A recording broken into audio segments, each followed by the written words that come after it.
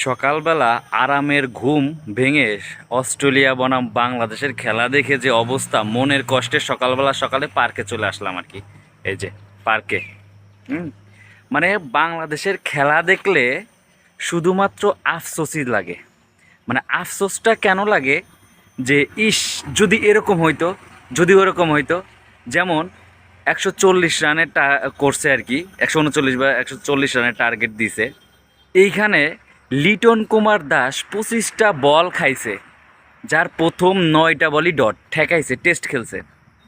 এখন আফসোসটা এরকম লাগতেছে যে ইস, যদি আপনার এই 25টা বলে অন্তত 25 রানও হইতো, তাহলে 150 যদি পার করতে পারতো, ইস কি না কি যেন হইতে পারতো, কিছু একটা ঘটলেও ঘটতে পারতো অস্ট্রেলিয়ার সাথে, যেহেতু আমাদের বোলিং লাইন ভালো আছে।